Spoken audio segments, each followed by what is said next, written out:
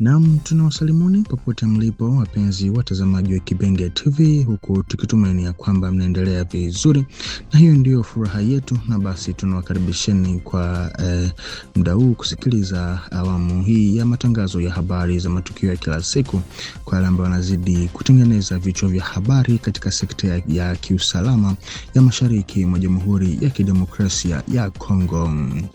Shambulio jipya linalotajwa kufanywa na watu wenye silaha ambao hawajatambuliwa lilisababisha hofu kubwa karibu na eneo la Ekatu lililoko katika sheferi ya Babila Babombi katika wilaya ya Mambasa mkoani Ituri. Kwa mujibu wa taarifa zilizotolewa na Ramsi Malikidogo ambaye ni mratibu wa wilaya wa shirika la APDF, yani Association pour la Protection et la Défense des Enfants et des Femmes Vulnérables, amedai ya kuwa tukio hilo linaambatana na ukatili mkubwa dhidi ya raia, hususan ukatili wa kijinsia. Inaripotiwa kuwa wanawake wapatao 5 wakiwemo msichana mmoja mwenye umri wa miaka 15 waliweza kubakwa wakati wa shambulio hilo. Kwa mujibu wa chanzo hicho, kinadai kuwa washambuliaji hao waliokuwa wamejihami kwa silaha za moto na silaha za kienyeji walivamia eneo hilo takriban saa 4 usiku kumradhi, na kuvuruga amani ya wakazi wa kijiji cha Ekatu.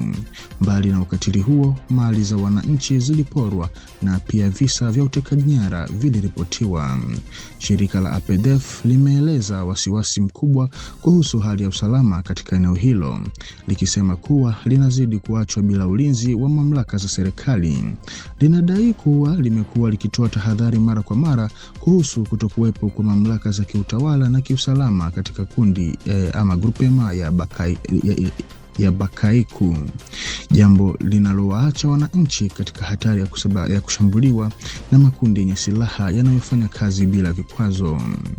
Wakazi wa grupema ya Bakaiku wameachwa bila ulinzi, hakuna uwepo wa mamlaka za serikali unaoonekana wazi, huku watu wenye silaha wakiendelea kuvuruga usalama wa nchi, alisema Ramsi Malikidogo, akitoa wito wa haraka kwa vyombo vya usalama kuingilia kati. Tukio hili linatokea katika mazingira ya usalama ambayo tayari ni tete katika wilaya ya Mambasa, ambayo mara kwa mara imekuwa ikikumbwa na mashambulizi yanayotajwa kuhusishwa na waasi wa ADF katika maeneo mbalimbali. Hasa hivyo, mamlaka za kijeshi zinasisitiza kuendelea kwa juhudi za kurejesha amani na kudhibiti makundi yote yenye silaha katika eneo hilo. Na tukisalia huko mkoani Ituri, hatua muhimu imepatikana katika mchakato wa kurejesha utulivu kufuatia kujiunga kwa wapiganaji wa zamani wapatao 356 ama 356 anciens combattants, wakiwemo wanawake 10 katika mpango wa kupokonya silaha, kuondoa wanajeshi kwenye makundi ya kivita, kuwarejesha katika jamii na kustawisha utulivu, yani PDDRCS.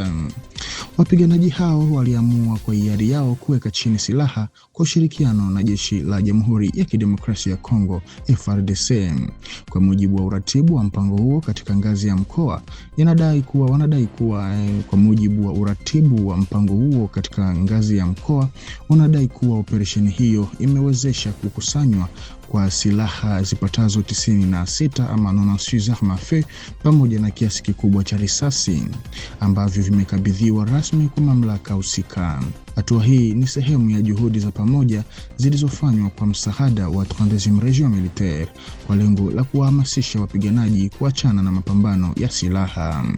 Shughuli hizi zilifanyika kati ya tarehe 2 na tarehe 14 Aprili katika maeneo mbalimbali ya kimkakati ndani ya wilaya ya Irumu, Jugu na Mahagi. Wapiganaji hao wa zamani wanatoka katika makundi tofauti yenye silaha, wakiwemo makundi ya kujilinda ama autodefense pamoja na harakati za mapi na chini ya Tuna. Walitambuliwa katika maeneo kadhaa kama vile Plito, Lopa, Kilo, Mabanga, Berunda, Balingisa na Tere. Katika hatua ya mpito kuelekea maisha ya kirahia, wanufaika wote walipewa kadi za kuondolewa jeshini zinazowaruhusu kusafiri kwa uhuru, huku wakisubiri kuunganishwa katika miradi ya kujirejesha kijamii. Wakati huo wapiganaji wengine 32 ama 32 kutoka kundi la kujilinda lililokuwa linafanya shughuli zake Mabanga ambao hawakuwa wameandikishwa hapo awali nao wametambuliwa na kujumuishwa katika mchakato huo.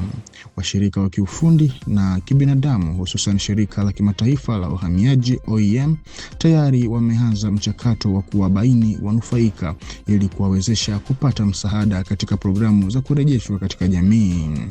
Programu hizo zinahusisha sekta mbalimbali kama kilimo, ufugaji, useremala na ufundi wa mitambo kwa lengo la kuhakikisha urejeshwaji wa kudumu.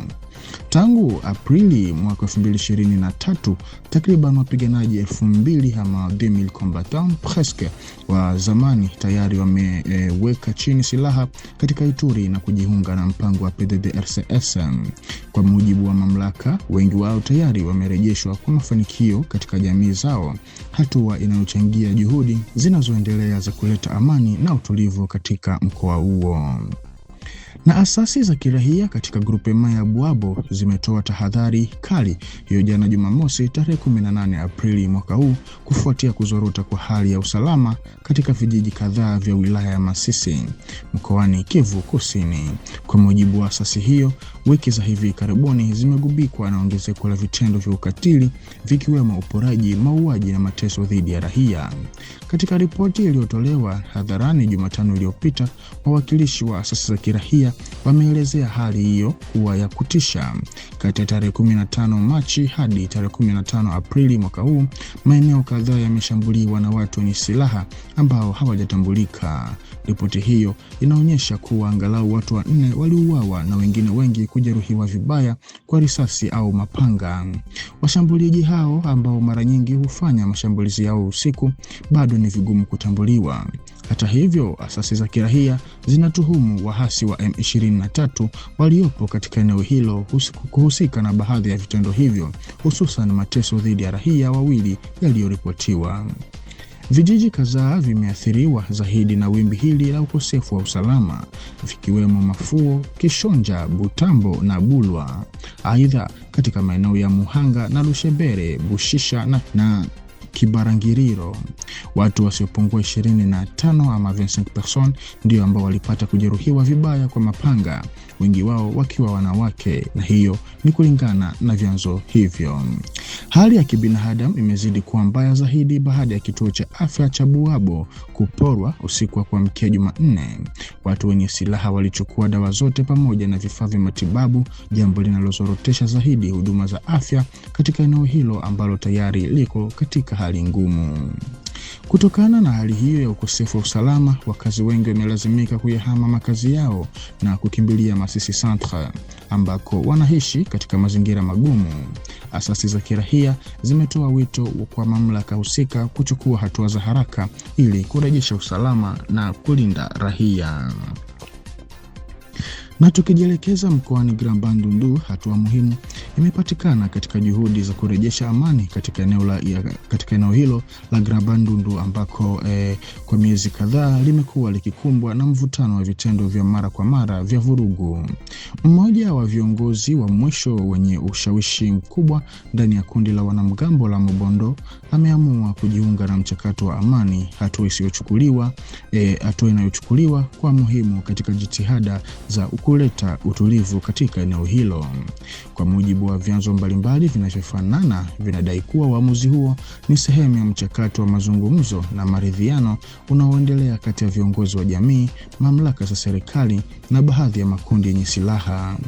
Hatua hii imekuja baada ya kipindi kirefu cha ukosefu wa usalama uliowaathiri vibaya wakazi wa eneo hilo, ikiwa ni pamoja na kuwalazimu wengi kuyahama makazi yao na kudhoofisha mshikamano wa kijamii.